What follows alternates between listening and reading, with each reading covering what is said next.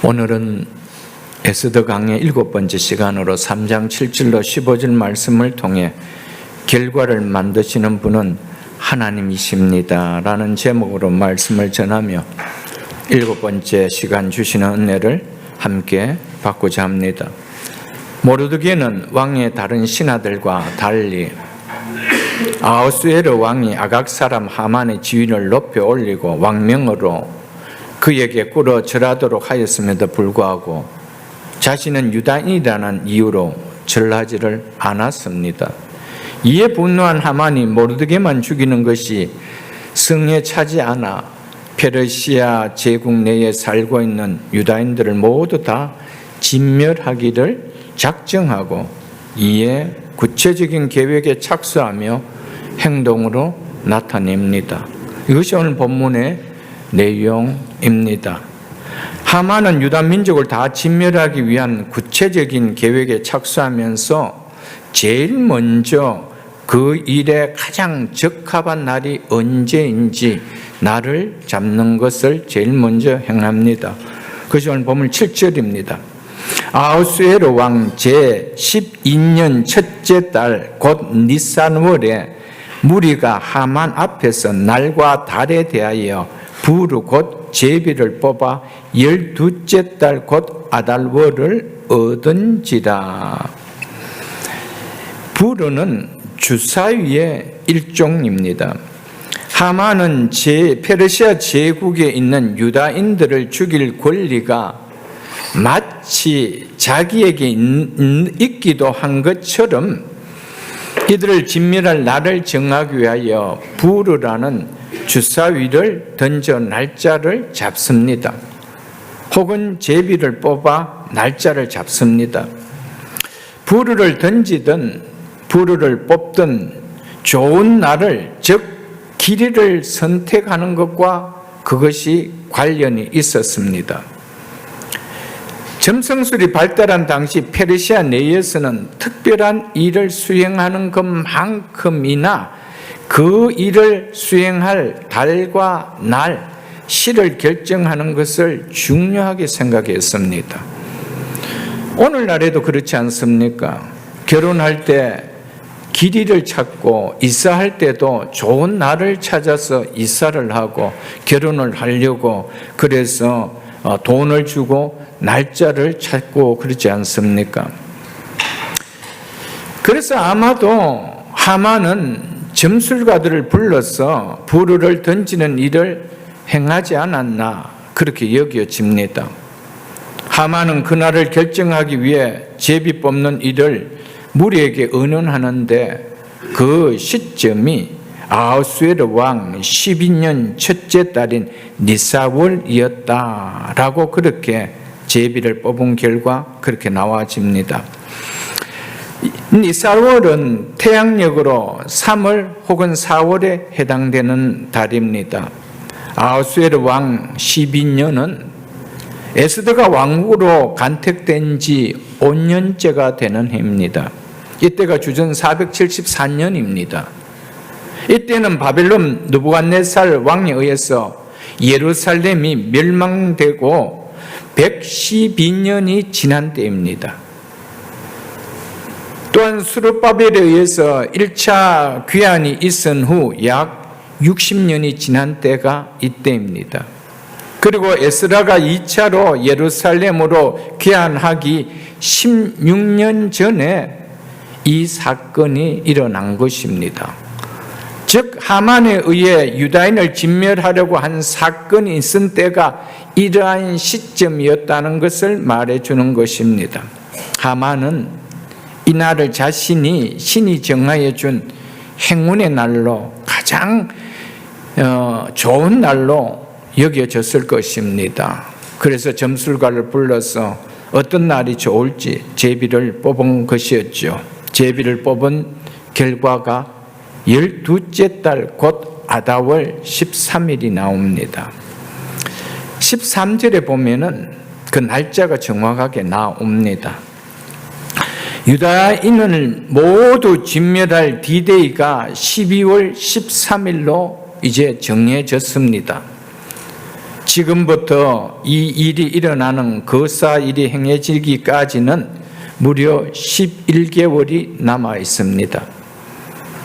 이는 긍정적으로 생각하면 하만은 페르시아 전역에 흩어져 살고 있는 유대인을 다 진멸하기 위하여 철저하게 계획을 세우고 실행하기에 충분한 시간이며, 동시에 11개월이라는 시간 동안 유다인들은 불안과 공포 속에 들게 만들 수 있을 것이라는, 그래서 자신이 신이 정해준 행운의 날로 생각되어졌을 것입니다. 그러나 모르드게와 그의 민족인 유다인을 진멸시키기로 작정한 하만의 마음은 빨리 이 일을 성사하고 싶은 마음이 혹 더 컸을지도 모를 것입니다. 하루라도 빨리 모르드게와 유다인을 멸절시켜야만 그 마음은 시원할 것이기에 마음이 급했을 것일지도 모를 것입니다. 하만의 급한 마음과는 달리 유다인의 진멸 날짜는 무려 11개월이나 후로 결정되었다는 것입니다. 이렇게 날짜가 잡힌 것이 하만이 세운 계획을 이루지 못하고 도리어 자신과 그의 후손들이 진멸케 되는 결정적인 원인으로 작용하게 되어집니다. 만약 뽑은 제비가 다음 달인 2월에 잡혔다든가 아니면 3월, 4월, 5월에 잡혔다만 해도 하만의 계획은 성공이 거두어졌을지도 모를 것입니다.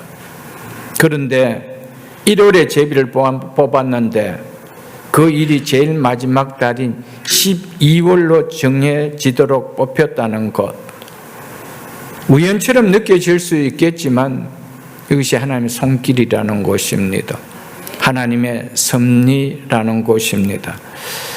하만은 자기 신에게 행운의 날로 여겨지는 가장 좋은 날을 택하여 줄 것을 빌며 제비를 뽑았지만 그가 얻은 날은 도리어 그날이 자기 무덤을 파는 날이 되고 만 것이었습니다. 이 11개월의 기간은 하나님께서 당신의 백성을 구원하고 대적하는 악한 하만을 멸하기 위한 시간이 되게 한 하나님의 손길의 역사였으며 하나님의 섭리의 역사였습니다. 그래서 9장 1절을 한번 보겠습니다. 에스더서 9장 1절을 보겠습니다.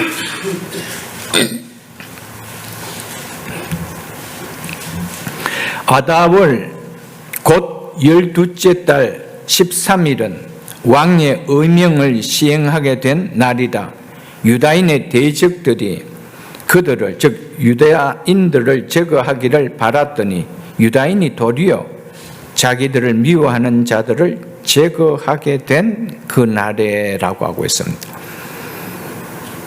대적들이 유다인들을 제거하기를 바랐던 그 날이 도리어 유다인들이 그들을 제거하는 날이 되었다라고 말씀하고 있습니다.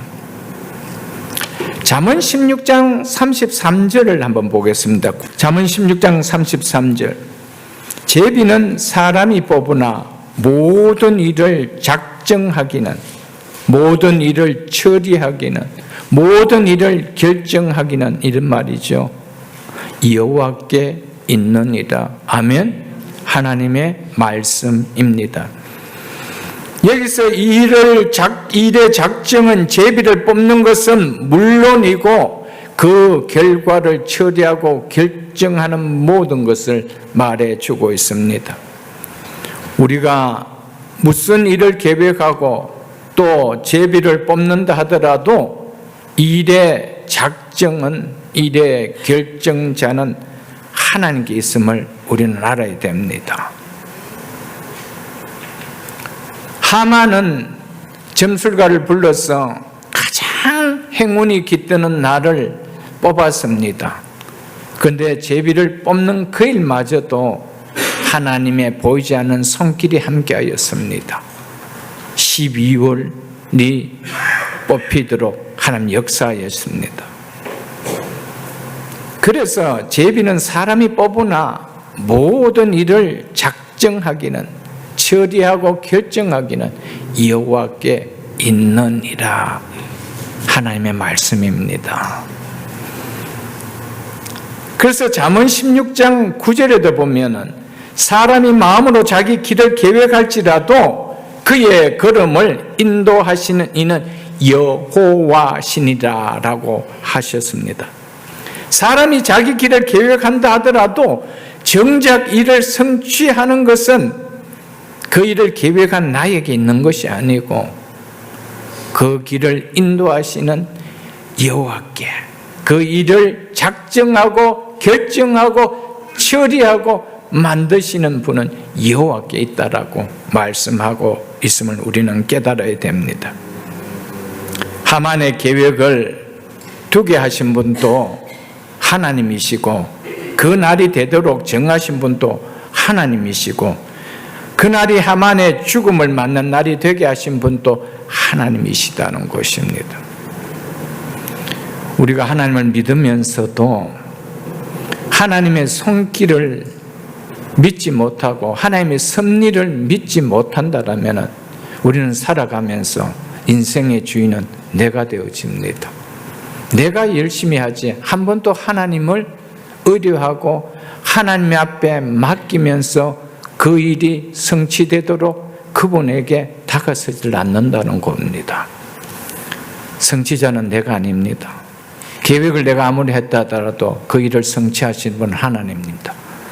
그렇기 때문에 우리는 계획하는 일마저도 그리고 그 일이 성취되는 과정 속도 우리는 하나님 앞에 의뢰해야 된다는 것입니다. 그래서 그 뒤에 있는 잠언 20장 24절을 보십시오. 뭐라고 말씀하고 있는지. 잠언 20장 24절에 사람의 걸음은 여호와로 말미암나니 사람이 어찌 자기 길을 알 수 있으리랴. 아멘. 하나님 말씀입니다. 이 말씀이 와닿습니까? 사람이 어찌 자기 길을 알 수 있으랴. 자기 길을 알 수가 있다라면 어느 인생이든 불행할 인생이 있겠습니까? 불행해질 수 있는 인생이 있겠으며 후회가 만들어질 인생이 있겠습니까? 사람이 어찌 자기 길을 알 수 있으랴. 우리는 내 길을 모릅니다. 그래서 우리의 길을 비춰주시는 분은 하나님 당신밖에 없습니다. 그래서 하나님 앞에 맡기고 하나님 앞에 의뢰하고 하나님을 의지하고 가는 것이 성도의 삶이라는 것을 우리에게 말씀해 주고 있는 것입니다. 사람은 자신의 생각과 의지에 따라 얼마든지 행동할 수 있습니다. 그러나 행한 모든 것의 결과는 그 사람의 한계를 넘어서 있으므로 그는 결코 자신의 길을 알 수도 없고 미래를 속단할 수가 절대 없습니다. 모든 결과는 그것을 계획한 그 사람의 한계에 넘어 있는 일이기 때문에 그걸 어떻게 내가 알 수 있으며 내가 속단할 수 있느냐는 거예요. 그런데 우리가 살아가면서 너무나 자신만만하게 살아간다는 겁니다. 마치 그것이 다 이루어진 것처럼 이루어질 것처럼 믿고 살아간다는 겁니다. 그러므로 가장 현명한 삶은 범사에 하나님 주권을 인정하고 모든 것을 하나님께 의뢰하고 의탁하며 살아가는 길입니다. 계획하는 것도 하나님의 앞에 의뢰하고 과정도 결과까지도 하나님 앞에 맡기며 의뢰하며 나가는 그 삶, 거기에는 장애물이 없습니다. 결과를 만드시는 분은 내가 만드는 것이 아닙니다. 계획은 우리가 세우지만은 그 계획의 결과를 내어놓는 분은 내가 아니고 하나님이십니다. 그래서 하나님을 의뢰해야 된다는 것입니다. 인간이 아무리 계획을 잘 세울지라도 모든 것은 하나님이 주권하에 있기 때문에 결과를 만드신 분은 하나님이심을 우리는 깨닫고 살아야 됩니다. 하나님을 떠난 인간의 계획이란 신뢰할 것이 절대 못 됩니다. 하만이 확실하게 한 모든 계획이 완전히 수포로 돌아간다는 것을 본다면 우리는 모든 일에 여호와 하나님을 신뢰하는 것을 배워야 합니다. 신앙생활이란 것이 뭡니까? 하나님께 내 삶을 맡기며 나가는 삶입니다. 교회 와서 예배만 한번 드리고 이 예배당 문을 나가는 순간, 자동차 핸들을 잡는 그 순간부터는 모든 삶의 드라이브는 내가 하고 있다라면 그건 아니라는 것입니다. 우리가 교회 와서 말씀을 듣는 이유가 뭡니까? 하나님 앞에 예배를 드리는 이유가 뭡니까? 내 인생의 주인이기 때문에 그분 앞에 내가 예배 드리는 거 아닙니까? 근데 나가서는 그분의 말씀을 한 번도 내가 받아들이고 살아가지 않는다라면 어떻게 나의 주인이라고 고백하고 내가 그분께 엎드려 예배 드릴 수가 있느냐는 거예요. 그건 하나의 형식밖에 아니라는 것이죠. 사랑하는 성도 여러분, 하나님을 의뢰하고 의지하는 삶은 신앙이 아닙니다. 그건 여전히 내가 인생의 주인되어 내가 살아가는 나의 삶이지, 하나님을 의지하는 신앙의 삶은 아니라는 것입니다. 그래서 잠언 3장 6절에도 이렇게 말씀하고 있습니다. 펴줘서 한번 보십시오. 잠언 3장 6절에 너는 범사에 그를 인정하라. 하나님을 인정하라. 범사에. 좋은 일이든 불행하게 느껴진 일이든 어떤 상황, 어떤 경우에도 그분을 인정하라. 하나님 힘이 없었어, 막을 능력이 없었어, 내가 그런 상황 속에 처해진 것이 아니라는 겁니다. 내가 그런 상황에 처해졌다라면, 내 환경이 그런 상황에 놓여졌다라면 하나님이 그러실 이유가 있다는 겁니다. 그래서 그분을 인정하라는 겁니다. 그래야면 너의 길을 지도하시리라. 여기서 지도한다는 것은 평탄케 하시리라 이 말입니다. 하나님께서 바르게 인도해 주시겠다는 말씀입니다.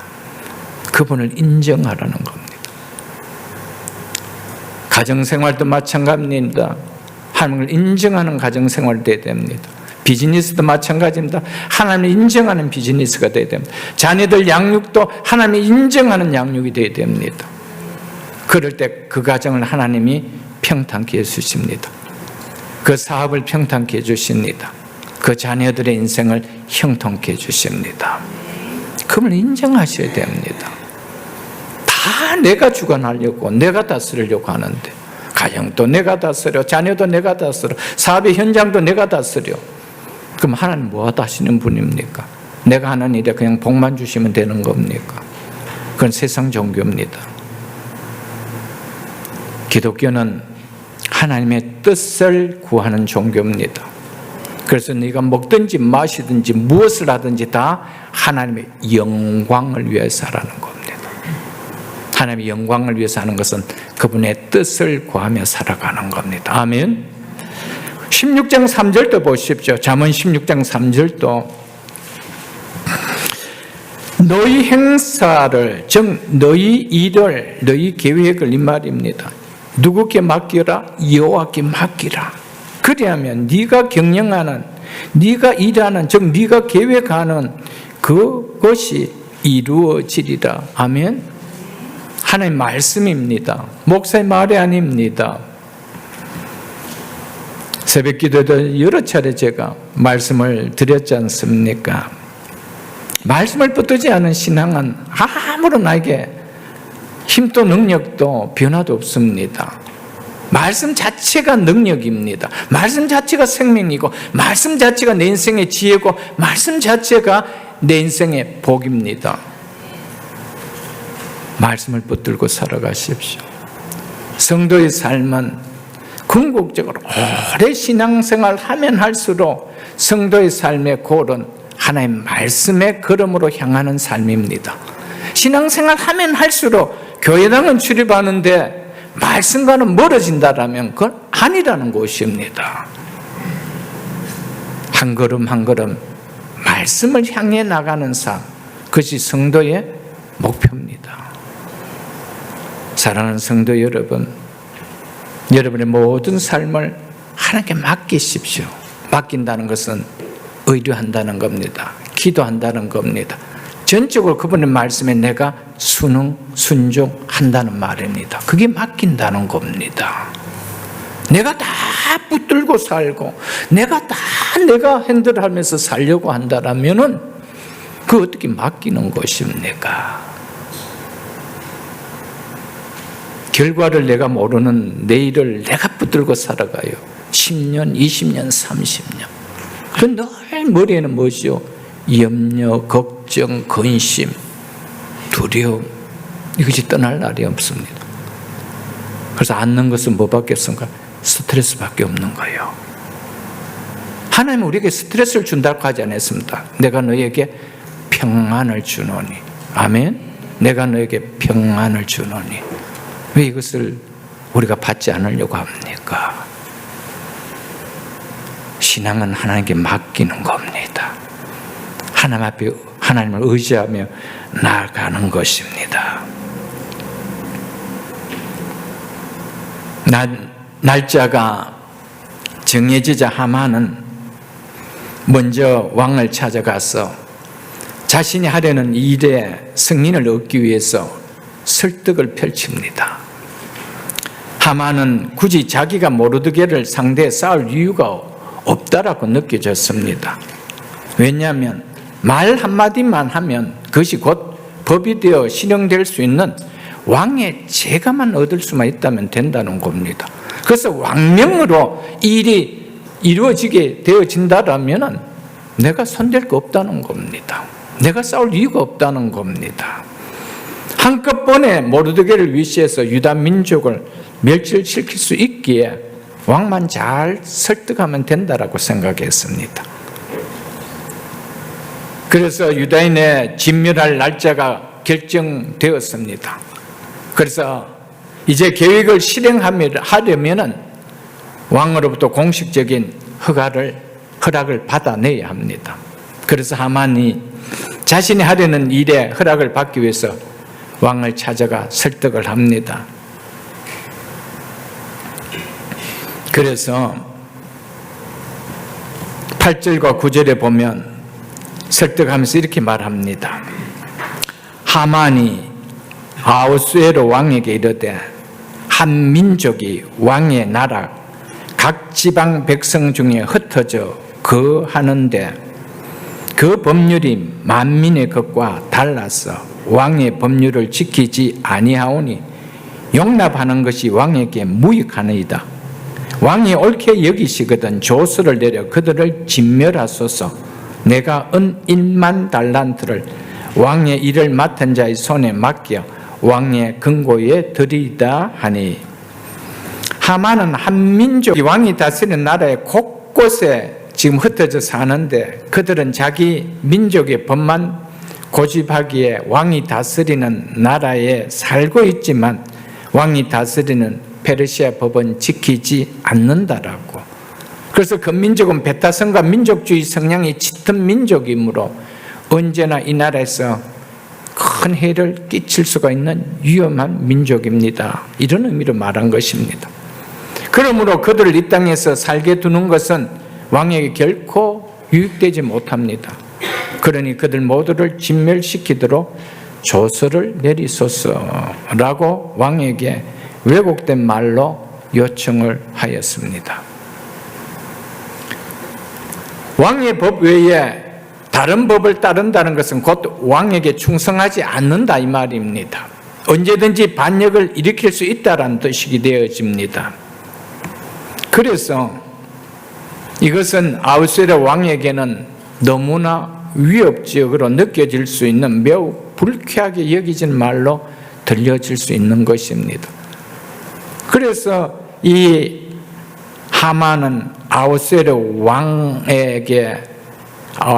왕이 불쾌하게 느껴질 수 있도록, 그래서 감정을 갖고 그 민족을 쓸어버릴 수 있도록 교묘하게 머리를 굴려 말을 했던 것이었습니다. 그래서 자기의 뜻을 이루기 위해서 하만은 악의적으로 아하수에로 왕을 설득했던 것이었습니다.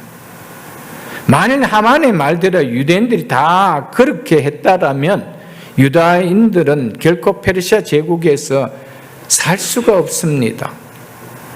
사실 페르시아 제국은 각 민족 고유의 관습과 종교를 존중하였기 때문에 하나님의 율법과 페르시아 왕의 법률이 충돌할 일도 없었습니다. 많은 유다인들이 예루살렘으로 돌아가라고 하였을 때도 돌아가지 않고 유다인들이 많이 그곳에 남았었던 이유 중에 하나가 페르시아 제국이 각 민족의 고유한 관습과 종교를 탄압하지 않고 존중해 주었기 때문이었습니다. 그래서 오지 않고 그곳에서 남아 있었던 이유 중에 하나가 그 이유였습니다. 그리고 페르시아는 제국 내의 여러 민족의 문화와 종교의 다양성을 인정해 준다는 사실에 대해서 자부심을 느끼고 있었던 나라였습니다. 그래서 고레스가 페르시아의 왕이 되었을, 제국의 왕이 되었을 때 제일 먼저 하는 일이 뭡니까? 이스라엘 백성들을 예루살렘으로 돌아가게 하는 정책을 펴줬습니다. 너희들은 다 그곳에 가서 예루살렘에서 하나님의 성전을 짓고 하나님께 예배를 드리라라고 했던 것이었습니다. 그것이 페르시아 왕들의, 페르시아 제국의 정책이었습니다. 그런데 어떻게 하만의 말처럼 페르시아 왕의 자기들의 법만 지키고 자기 민족의 법만 지키고 이 나라가 다스리는 왕의 법은 지키지 않습니다. 이렇게 이야기했다는 것입니다. 하만의 말이 얼마나 악의적이다는 것을 우리는 느낄 수가 있습니다. 그리고 하만은 진멸시켜야 할 민족이 어느 민족이라고 말을 하고 있지 않습니다. 그냥 한민족이라고 이렇게 표현하고만 있습니다. 왕이 통치하는 이 나라 전역에 흩어져 살고 있는 한민족이라고만 표현하죠. 페르시아 제국, 대제국에 수많은 민족이 살고 있는데 그 가운데 유독 한민족만이라는 것을 강조하고 있는 것입니다. 수많은 민족 중에 한민족, 즉 보잘것없는 민족이라는 의감이 들게 한 것이었습니다. 그것이 의도적으로 그렇게 말한 것입니다. 민족의 이름조차 알 필요가 없는 하찮은 백성이라는 의감이 들도록 의도적으로 어느 민족이라고 말하지 않았고 한민족. 그 하나는 없어져도 괜찮다는 거 아니에요? 괜찮지 않습니까? 이런 의감이 들게 했다는 것이죠. 이렇게 말함 속에는 페르시아 전역에 수많은 민족 중에 보잘것없는 왕과 나라의 해가 되는 한 민족 좀 없애는 것이 그렇게 큰일이 아니지 않느냐라는 뉘앙스가 풍겨지도록 말을 한 것이었습니다. 만약 하만이 이러한 이유를 들어 아하수에로 왕 자신이 다스리고 있는 페르시아 제국 내의 한민족에 대해 진멸할 것을 신하가 요청했다라면 그것도 자신이 신임하는 신하의 말이라 해도 한민족을 없애야 한다는 것은 결코 가벼운 문제로 여겨지지 않는 것이 너무나 당연한 것입니다. 그래서 아무리 생각이 없는 왕이라 해도 그런 중요한 문제가 올라왔다라면 그 내용에 대해서 진상조사단을 꾸리게 하여 그 민족이 누구인지 정말 그럴 만한 반역적인 행동이 행하고 있는지 철저히 조사하고 그 이후에 어떤 결정을 내려야 하는 것이 지도자의 당연한 모습일 것입니다. 한 민족 하나 없애는데. 그래서 신학자들 가운데 그 당시에 페르시아에 산 유다인들의 수가 적게는 100만에서 400만이라고 이야기합니다. 100만에서 많게는 400만까지 그 민족을 없앤다는 것이 적은 일입니까, 여러분? 결코 적은 일이 아니지요. 그런데 어떻게 그 민족이 어느 민족인지, 진짜 그런 나쁜 짓을 했는지 조사해보는 거 당연한 거 아니에요? 조사하지 않았습니다. 머리가 좋은 하만은 한 민족을 진멸시키는 일이 결코 가벼운 문제가 아님을 알고 아예 이 일에 반대의 말이 나오는 것을 차단하고 승낙을 얻어내기 위해서 자신의 요청과 함께 은 1만 달란트라는 어마어마한 돈을 왕에게 드리겠다며 아하수에르 왕의 탐심을 자극하여 판단력을 마비시켜 승낙을 얻어내려고 했던 것입니다. 그리스 원정에서 패배하여 재정적인 압박을 받고 있었던 아하수에르 왕에게 이 제안은 아주 귀가 솔깃하게 들리는 제안이었습니다. 은 1만 달란트. 세상에 돌아가는 소식들을 보십시오. 자기 목적을 관철하려고 이러한 방법을 사용하지 않습니까? 이것보다 인간의 판단력을 그렇게 만드는 것들이 있습니까? 다른 판결을 내려야 될 사법부가 그런 한 자리를 얻는 것을, 그런 것을 통하여 판단을 흐리게 만드는 것을 우리가 얼마나 많이 보고 있지 않습니까, 여러분? 어떻게 자기를 변호했던 변호단들이 다 국회의원에 입성할 수 있나요, 여러분들? 그게 어떻게 가능할 수 있는 일입니까? 그래서 출애굽기 23장 8절에 보면은 너는 뇌물을 받지 말라. 뇌물은 밝은 자의 눈을 어둡게 하고 의로운 자의 말을 굳게 하느니라 라고 했습니다. 그래서 성도들을 향하여, 이스라엘 백성들을 향하여 뇌물을 받지 말라라고 했습니다. 왜 받지 말라요? 뇌물은 밝은 자의 눈을 어둡게 해버립니다. 의로운 자의 말을 굳게 해버립니다. 이게 바른 일인지 이게 잘못된 판단인지 어두우니까 모르는 거예요. 무엇을 받았으니까? 뇌물을 받았으니까.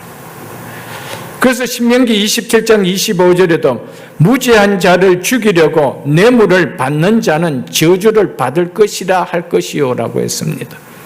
뇌물을 받는 자는 반드시 저주를 받을 것이라고 했습니다. 왜요? 뇌물 때문에 무고한 자가 죄를 뒤집어 쓰기 때문이라는 것입니다. 그가 저주를 받지 않겠어요, 여러분들? 은 1만 달란트는 천문학적인 금액입니다. 달란트는 중량을 나타내는 무게 단위로 한 달란트는 지금의 도량으로 하면 약 35kg에 해당합니다. 그러면 1만 달란트는 약 350톤에 해당합니다. 그래서 리빙 바벨에서는 은 1만 달란트를 아예 2천만 달러로 번역해 놓았습니다. 그리스 역사가 헤로도투스에 의하면 이 금액은 당시 페르시아가 1년에 거둬들인 세금의 3분의 2에 해당한 액수라고 했습니다. 하만은 이 어마어마한 돈을 어디서 어떻게 모아주려고 했을까요? 어디서 이만한 돈이 있기에 이 돈을 왕의 금고를 맡은 자를 통해서 왕의 금고에 넣어 놓겠습니다라고 했을까요? 13절 하반절 내용에 보면은 어느 정도 좀 느낄 수가 있을 것입니다. 유다인들을 진멸하고 그들에게 빼앗는 재산으로 그렇게 하려고 한 것으로 보여집니다. 이어서 10절로 11절을 보겠습니다. 왕이 반지를 손에서 빼어 유다인의 대적 곧 아각 사람 함무다다의 아들 하만에게 주며 이르되 그 은을 내게 주고 그 백성도 그리하노니 너의 소견에 좋은 대로 행하라 하더라. 아하수에르 왕은 하만이 손 내민 뇌물의 판단력이 흐려져 하만이 말한 것에 아무런 조사도 하지 않고 내용의 사실관계도 확인하지 않은 채 하만의 요청을 받아주고 그가 원하는 대로 행하도록 승인을 해 주었습니다. 그래서 아하수에르 왕은 자신의 반지를 손에 빼어 하만에게 주며 너의 소견에 좋은 대로 행하라고 하였습니다. 왕의 반지는 곧 왕의 서명입니다. 그러므로 왕의 반지를 빼어준다는 것은 곧 자신이 내릴 조서에 날인하는 것을 의미합니다. 문서의 왕의 인장이 찍히면 절대로 변결될 수 없는 법적 효력을 갖게 되어집니다. 이런 법적 효력을 갖게 될 수 있도록 하만으로부터 돈을, 뇌물을 준다는 그 소리를 듣고 자기 손에 인장 반지를 떼어줍니다. 그런데 왕은 하만이 주겠다고 한 그 1만 그 은을 하만에게 돌려주겠다라고 말하고는 있습니다. 그러나 7장 4절에 가서 보면은 에스더가 아하수에르 왕에게 나가서 말을 할 때 뭐라고 하냐 하면은 나와 내 민족이 팔렸어. 무엇에 팔렸어? 1만 달란트에 팔렸어, 이 말입니다. 나와 내 민족이 팔려서 죽임과 도륙과 진면함을 당하게 되었나이다 라고 에스더가 아하수에르 왕에게 찾아가서 말을 합니다. 이것을 보면 아하수에르 왕은 하만으로부터 1만 달란트의 은을 받기로 되어 있는 것으로 보여집니다. 4장 7절에도 보면 모르드게가 자기가 당한 모든 일과 하만이 유다인을 멸하려고 왕의 금고에 바치기로 한 은의 정확한 액수를 하닥에게 말하고 라고 하고 있습니다. 이 사실을 네가 에스더 왕후에게 알려주라고 하였던 것이었습니다. 이러 볼 때 아하수에르 왕이 하만이 제공하기로 한 돈을 거절한 것이 아님을 알 수가 있습니다. 정확한 내용의 확인함도 없이 그냥 고관의 말만 듣고 자기가 다스리는 제국 내에 무관한 민족을 한순간에 진멸하는 것은 결코 있을 수 없는 일이며 결코 있어서도 안 되는 일입니다. 적어도 왕이라면 아무리 힘없고 보잘것없는 소수민족을 진멸하는 일이라도 어째서 그러한 반역 행동이 있게 되었는지, 그리고 진멸시키는 방법 외에는 다른 방법이, 그들을 처리할 수 있는 다른 방법은 없는지 생각해 볼 수 있을 텐데, 그리고 만일 한 민족 전체를 진멸시킨다면 그에 따른 문제 발생은 무엇일까? 주변의 참모들과 모사들을 불러서 조언을 들어보고 그 내용을 검토를 해본 후에 결정하는 것이 정상적인 리더자입니다. 정상적인 왕입니다. 그런데 아하수에르 왕은 하만이 내민 탐심을 이기지 못하고 판단력을 잃어버리고 마치 하만의 말을 기다렸다는 듯이 하만의 말만 받아들이고 유다인들의 목숨을 하만이 마음대로 하도록 인장을 내어주었다는 것입니다. 이어지는 12절로 15절까지를 보겠습니다. 12절로 15절까지는 하만이 유다인 진멸을 위한 왕의 조서를 페르시아 제국 전역에 반포함으로 드디어 하만의 음모가 실제적으로 이루어지기 시작하였음을 이제 보여줍니다. 먼저 12절을 보겠습니다. 첫째 달 13일에 왕의 서기관이 복수입니다. 왕의 서기관들이 소집되어 하만의 명령을 따라 왕의 대신과 각 지방의 관리와 각 민족의 관원에게 아하수에르 왕의 이름으로 조서를 쓰되 곧 각 지방의 문자와 각 민족의 언어로 쓰고 왕의 반지로 인치니라. 페르시아 제국 전체에 반포될 왕의 조서를 다양한 민족의 언어로 작성하기 위하여 왕의 서기관들이 소집되었습니다. 그래서 각 지방의 문자와 각 민족의 언어로 쓰고 왕의 반지로 인을 쳤습니다. 이 일이 이루어진 날이 첫째 달 13일인데 이날은 유다인들을 모두 진멸하기로 정한 12월 13일로부터 정확하게 11개월 전입니다. 아이러니하게 첫째 달 13일은, 즉 1월 13일은 과거 이스라엘 민족이 하나님의 도우심으로 애굽의 압제에서 벗어난 유월절 전날입니다. 고대 근동 국가에서는 중요한 일을 행할 때 점술가들에 의해서 날을 잡았습니다. 하만도 제비를 뽑은 후 좋은 날이라고 알려준 그 달 13일에 자신의 계획을 실행시키기 위해서 왕의 서기관들을 소집했습니다. 하나님의 백성들을 진멸시키기 위한 일들이 구체적으로 이날에 진행되었습니다. 13절 보겠습니다. 이에 그의 조서를 역졸에게 맡겨 왕의 각 지방에게 보내니, 이렇게 신속하게 진행되었다는 겁니다. 왕의 서기관들이 소집되어 쓴 각 지방의 문자와 각 민족의 언어로 쓴 조서의 내용은 어떤지 한번 보십시오. 12째 달 곧 아달월 13일 하루 동안에 모든 유다인을 젊은이, 늙은이, 어린 여인들을 막론하여 죽이고 도륙하고 진멸하고 또 그 재산을 탈취하라 하였고, 이것이 왕의 인장이 찍힌 조서의 내용이었습니다. 왜 죽여야 하는지 내용도 아무것도 없습니다. 무조건 죽이고 그들의 재산을 탈취하라, 이거였습니다. 이 무시무시한 유대인 대규모 학살의 내용이 적힌 왕의 조서를 특별한 역졸들을 통해 127개 지방으로 보내졌습니다.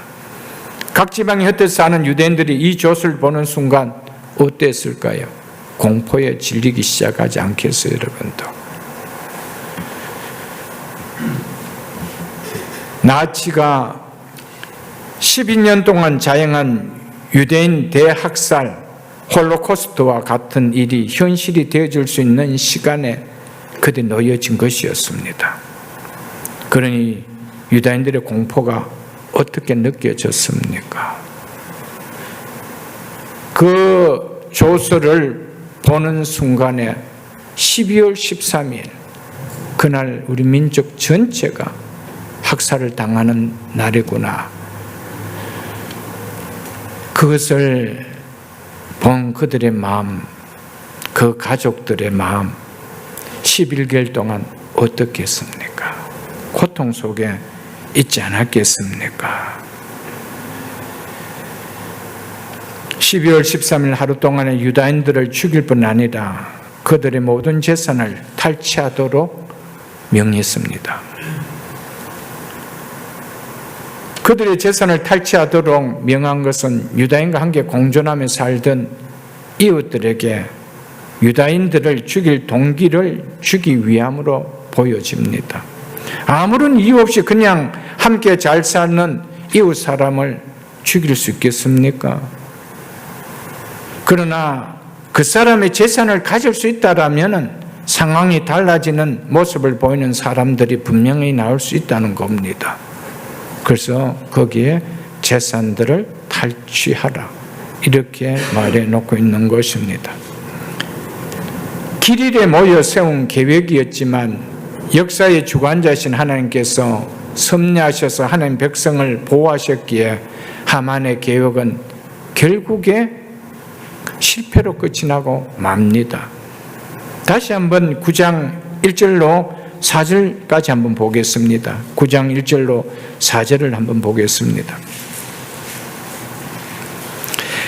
아달월 곧 12째 달 13일은 왕의 의명을 시행하게 된 날이라. 유다인의 대적들이 그들을 제거하기를 바랐더니 유다인이 도리어 자기들을 미워하는 자들을 제거하게 된 그 날에 유다인들이 아하수에로 왕의 각 지방 각 읍에 모여 자기들을 해하고자 한 자를 죽이려 하니 모든 민족이 그들을 두려워하여 능히 막을 자가 없고 각 지방 모든 지방관과 대신들과 총독들과 왕의 사물을 보는 자들이 모르드게를 두려워함으로 다 유다인을 도우니 모르드게가 왕궁에서 존귀하여 점점 창대하며 이 사람 모르드게의 명성이 각 지방에 퍼지더라. 아멘.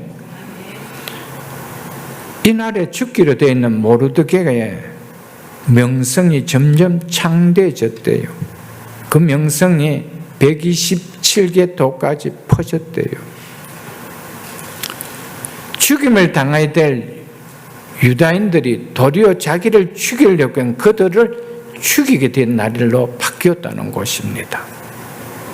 이처럼 하만과 동조한 악한 자들의 계획은 완전하게 실패로 끝나고 유다인들은 유월절을 다시 한번 재현하는 것과 같은 구원의 승리를 맛보게 되어집니다. 이처럼 우리는 깨닫지 못한다 할지라도 하나님께서는 역사에 깊이 개입하셔서 당신의 백성에 대한 당신의 구속사를 날마다 써가고 계심을 우리는 알아야 됩니다. 이것이 우리를 통해서, 에스더를 통해서 보여주고 있는 내용입니다. 에스더서에는 시작할 때 제가 첫 강의 때 그런 말씀 드렸지 않습니까? 에스더서는 10장이지만 한 번도 하나님의 성호가 나오지 않습니다. 여호와라는 말이 나오지 않습니다. 하나님이라는 용어가 나오지 않습니다. 성전이라는 말도 나오지 않습니다. 하나님에 대한 어떤 말도 없습니다. 그런데 하나님께서 깊이, 하나님이라는 용어가 없는 것처럼 하나님이 보이지 않는 것 같은데 하나님은 깊이 역사하고 계신다는 겁니다. 여러분, 하나님 보이십니까? 하나님 보이지 않습니다. 그런데 내 삶을 보면 하나님 보여요. 내 삶을 보면 하나님이 어떻게 나를 역사하고 있는지 하나님의 손길이 느껴져요. 하나님이 없다고 부인할 수가 없는 거예요. 여러분, 이 유다인들에게 하나님이 없다라고 할 수 있겠어요? 이들 속에 역사하는 하나님의 손길을 보면서 하나님이 없다라고 할 수 있겠어요? 하나님이 안 계신다고 할 수 있겠어요, 여러분들? 사랑하는 성도 여러분, 여러분의 삶 속에 삶을 통하여 하나님 느낄 수 있는 신앙이 될 수 있기를 주님 축복합니다. 하나님의 손길이 느껴지고, 그래서 그 하나님을 의지하고 의뢰하고 살지 않으면 안 될 수 없는 그런 신앙이 되어져야 됩니다. 그것이 성도가 하나님 믿는 믿음의 모습이 아닐까요, 여러분들? 14절을 보겠습니다. 이 명령을 각 지방에 전하기 위하여 조서의 초본을 모든 민족에게 선포하여 그 날을 위하여 준비하게 하라 하였더라. 왕이 찍힌 조서는 페르시아 제국 모든 지방에 다 전달되었습니다. 조서를 전달한 목적이 뭐라고 이야기하고 있습니까? 그날을 위하여 준비하기 위함이라는 겁니다. 그날이 언제입니까? 12월 13일. 뭐를 준비하라는 겁니까? 유다인들을 다 멸하고 그들의 재산들을 탈취하기 위한 그 준비를 하게 하라라고 조서를 붙인 것입니다. 한편 유다인들에게는 공포를 주는 조서였고, 또 다른 민족들에게는 뭐 하는 것입니까? 그날을 준비하게 하는 날이 되게 만들었다는 것입니다.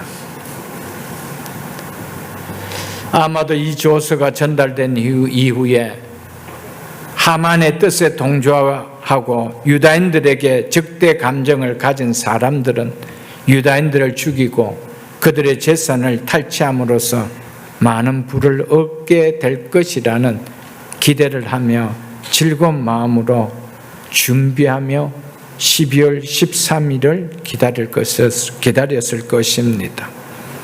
전에는 잘 몰랐는데 이제는 더 정확하게 어느 집의 사람이 유다인이다라는 거 정확하게 체크하기 시작했을까 아니겠습니까? 반면에 유다인들은 이 11개월은 공포와 두려움의 시간들이었을 것입니다. 모든 것이 하만의 계획대로만 될 것이 이제 남아 있는 것밖에 없습니다. 그렇게 보이는 것이 정상일 것입니다. 왜요? 유다인 자체는 그 조서를 번복시킬 어떤 힘을 가진 자가 아무도 없기 때문입니다.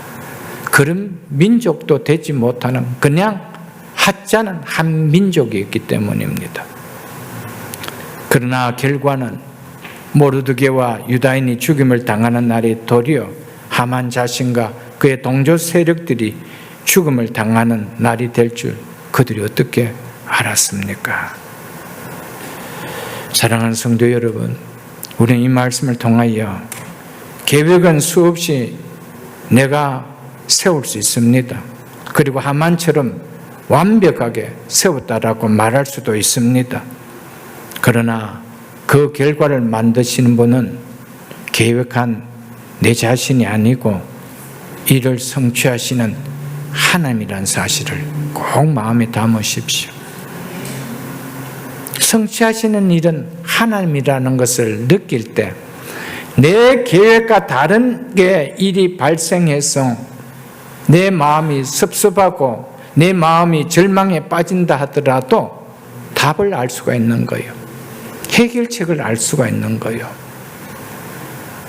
이를 성취하시는 분 내가 아니고 여호와 하나님께로 나온 것이라는 것을 내가 알기 때문에 내가 어디로 향하겠어요? 그분께로 향하는 거예요. 이제는 이 일을 내가 답습하지 않으리라. 이제는 일을 성취하시는, 그 일을 만들어내시는 내 하나님께로 내가 향하리라. 이게 딱 쓰죠, 여러분들. 그런데 미련하게 한 번도 아니고 두 번, 세 번, 네 번, 다섯 번 늘 하는 일이 내 뜻과 다르게 나타나는데도 깨닫지 못한다라면 그건 진짜 어리석은 인간입니다. 수 없는 말씀의 자리에서 말씀을 듣고도 그 일을 수없이 반복하고 있다라면 그거는 아니잖아요, 여러분들. 이제는 돌아서야 됩니다. 이제는 이 자리가 하나님께서 일을 성취하신 자리라고 느껴진다라면은 일을 성취하시는 분은 하나님이 계시기 때문에 나에게는 이제 뭐가 있죠? 소망이 있는 거예요. 또 나에게 둔다라면 난 소망 없습니다. 그 일에 또 복습입니다. 그 일에 또 결과를 만들어내는 것밖에 나타낼 것이 없지만 일을 성취하시는 분은 여호와 하나님 것을 내가 안다라면 이제 나는 소망이 있는 거예요. 이제는 방향을 바꾸자는 거예요. 이제는 핸들을 다시 돌리자는 거예요. 이제 내가 주인 되지 말자는 거예요. 그게 신앙입니다. 그게 깨달으면 그게 복인 거예요, 여러분들. 신앙은 하루라도 일찍 주님께로 방향을 돌리는 겁니다. 그게 내 삶의 역전이 일어나는 겁니다. 내 삶의 반전이 일어나는 겁니다. 수없이 내가 주인 되어 살아가 보십시오. 세상 떠날 때까지 달라짐이 있는가? 없습니다. 사단은 달라지는 것 같이 교모하게 그 순간 보여줍니다. 그런 마시멜로 같은 캔디를 우리에게 먹여줍니다. 거기에 우리가 그 믿기에 늘 걸려서 넘어지는 것이죠. 그런데 시간 지나가 보십시오. 아무것도 없습니다. 이를 성취하시는 분 여호와 하나님께는. 왜요? 그 길로 네가 가면 결국 망하기 때문에. 하나님이 능력이 없어서 하나님께서 우리에게 그런 어려움 구렁텅이에 두시는 거 절대 아닙니다. 그분은 천지를 만드신 전능하신 하나님이십니다. 내게 능치 못할 일이 있겠느냐고 하신 그분이 그거 하나 막지 못해서 그런 삶 속에 두실까요? 아닙니다. 그 두심은 하나님을 깨닫게 하는 약으로, 양약으로 사용하시기 위함이었습니다. 그런데 그걸 깨달아야 된다는 것이죠.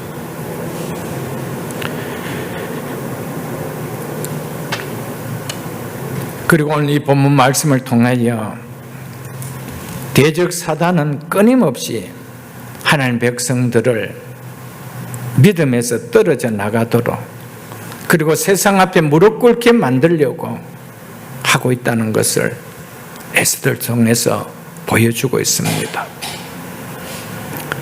하지만 하나님은 결코 자기 백성을 한 사람도 잃지 않는다는 것이 에스더가 주는 중요한 메시지입니다. 요한복음 10장 29절에 보면 그들을 내게 주신 내 아버지는 만물보다 크시며 아무도 아버지 손에서 빼앗을 수 없느니라. 아멘. 아무도 아버지 손에서 빼앗을 수가 없다라는 거예요.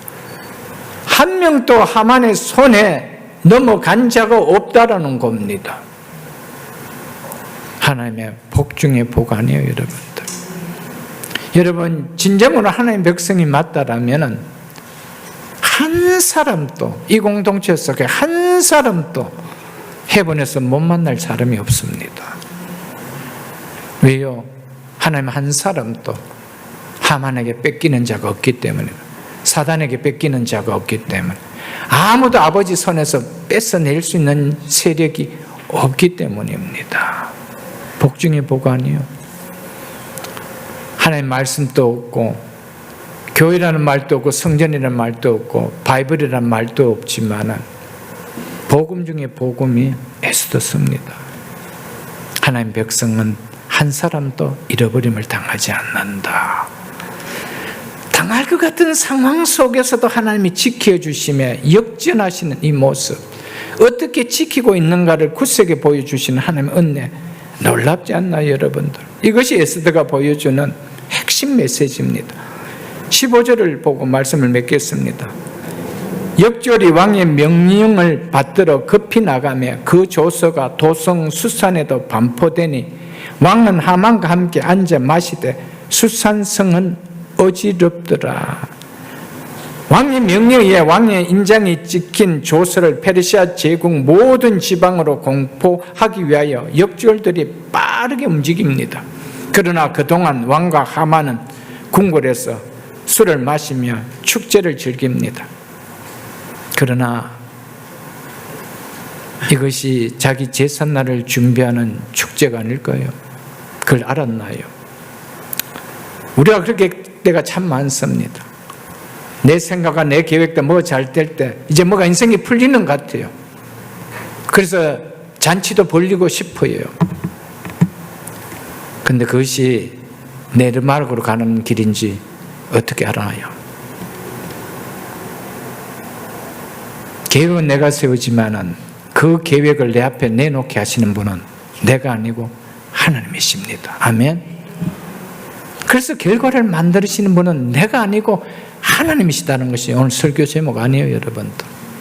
이 제목만 붙들고 내가 있는다 하더라도 내 신앙은 달라집니다. 내 삶은 달라질 것입니다.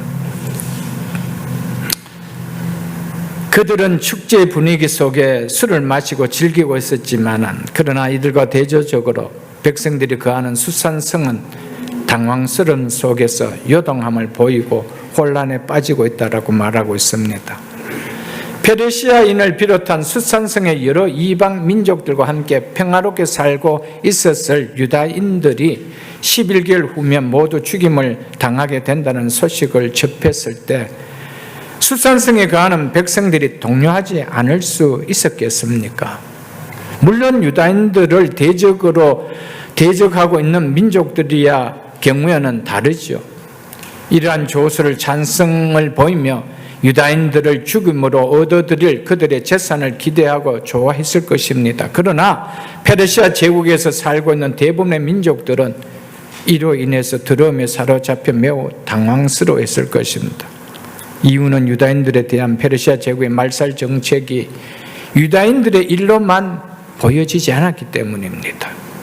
페르시아 제국 내 소수 민족이었던 유다인들을 특별한 이유 없이 이렇게 말살하는 것을 보면서 다음 목표가 유다인과 같은 소수 민족인 자기들도 될 수 있다라는 불안함이 느껴진 것이 너무나 당연했을 것입니다.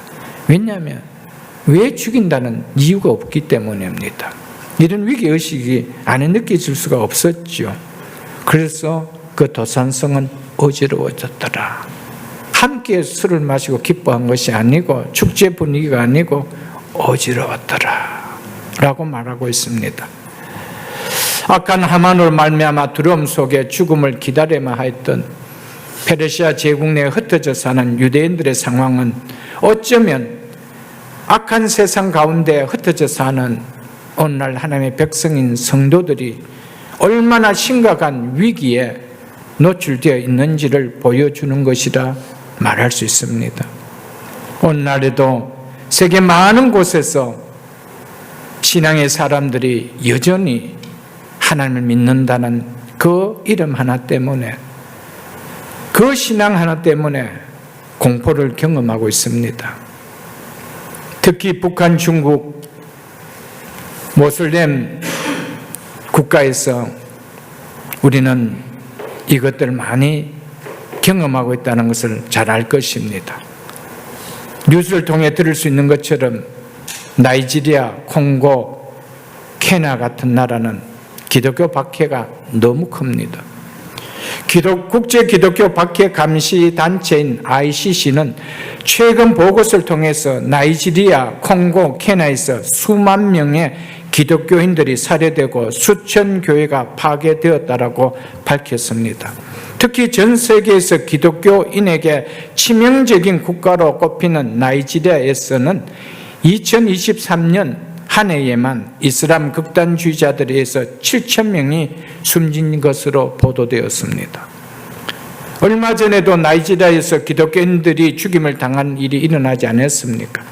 그래서 3주 전쯤 트럼프 대통령이 미국은 전 세계에 위대한 기독교인들을 기꺼이 구할 준비가 되어 있고 그럴 능력도 있다.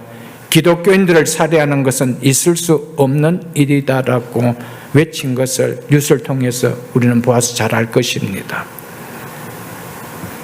마태복음 10장 16절에 보면 예수님께서도 보라 내가 너희를 보냄이 양을 이리 가운데로 보냄과 같도다라고 말씀하셨습니다. 이처럼 하나님 백성들이 세상에 거하는 것이 양의 이리 가운데 거하는 것과 같다 할 수 있다는 것입니다. 비록 이러한 환경 가운데 있다 할지라도 하나님 백성들은 결코 목자 없는 양이 아니라는 것입니다. 에스더서는 이 사실을 우리에게 잘 보여주고 있습니다.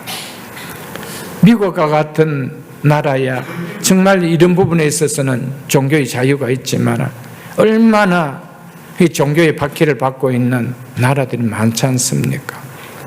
공산국가와 모슬렘 국가 정말 많은 사람들이 오늘도 죽어가고 있습니다. 어마어마한 숫자가 죽어가고 있다는 것입니다.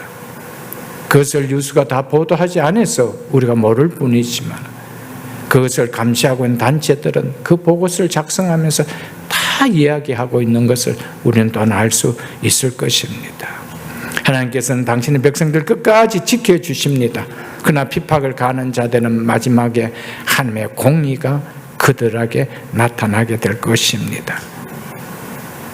하나님은 때때로 어려운 일을 만나지 않도록 우리의 기도를 들어주시고 막아주시기도 합니다.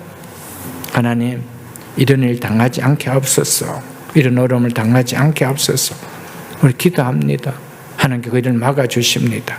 그러나 어떤 때는 기도했음에도 불구하고 그 어려움 속에 두실 때도 있습니다. 그래서 그 어려움들을 몸소 경험하게 만들 때도 있다는 것입니다. 그런데 하나님은 그 가운데 있는 우리를 건져 주십니다. 에스더를 통해서 우리가 그걸 보여주고 있지 않아요, 여러분? 하만을 통하여 전멸당하지 않게 하시고 건져 주시는 하나님. 다니엘을 비록 사자 굴 속에 던져 주었지만은 사자의 밥이 되지 않게 하시고 건져 주신 하나님, 우리는 잘 알 것입니다. 다니엘의 세 친구 하나냐, 아사랴, 미사엘, 이 세 친구들이 어떻습니까? 어떤 모습을 보였습니까? 그들은 풀무불 속에 던져졌습니다. 그런데 어떻습니까? 하나님 거기서 건져주셨습니다. 요셉, 하나님 얼마든지 감옥에 들어가지 않도록 너는 죄가 없어라고 막아줄 수 있습니다. 그런데 하나님께서는 던져주신 이유가 있습니다. 그러나 거기에 영원토록 있게 하지 않으셨습니다. 사랑하는 성도 여러분, 어려운 가운데 있었습니까? 하나님 두신 이유가 있습니다. 그것은 하나님을 크게 경험하게 하신 특별한 은혜의 자리입니다. 이스라엘 유다인들이 모르드게의 이 내용을 조서를 보는 순간 그들이 두려움과 절망 속에만 있었을까요? 하나님 앞에 절대적으로 집집마다 가족들이 모일 때마다 하나님 앞에 무릎 꿇고 기도했을 것입니다. 하나님, 우리 민족을 버리지 마옵소서. 하나님, 우리 민족을 지켜주옵소서. 하나님이 살아계시지 않아 기도했을 것입니다. 결국 건짐을 받지 않습니까, 여러분들? 말씀 맺겠습니다. 결과를 만드신 분은 하나님이십니다. 믿으십니까? 계획은 우리가 세우지만 그 계획의 결과가 어떤 모습으로 나타날지에 결과를 내놓으신 분은 하나님이십니다. 결과를 만들어서 내 앞에 보게 하시는 분은 하나님이십니다. 그렇다면 우리는 누구를 의지해야 되겠습니까? 결과를 알지 못하는 나를 의지하며 결과를 만들어 가려고 하겠습니까? 결과를 내어놓으실 그분을 의지하며 그분이 멋진 결과를 내어놓을 수 있도록 하나님 의지하며 살아가겠습니까? 그 답은 누구도 정답으로 다 이야기할 수 있는 답입니다. 그런데 문제는 삶 속에 그것을 내가 정답으로 누리며 살아갈 것이냐는 다른 얘기입니다. 말씀을 듣는 것으로 여기지 마시고 오늘 이 말씀을 나의 살붙이로 붙여서 내 인생의 마지막 마무리가 멋지게 하나님께서 내어주시는 것을 보며 할렐루야 하며 인생을 마칠 수 있는 우리 모두가 다 될 수 있기를 주의 이름으로 축복합니다.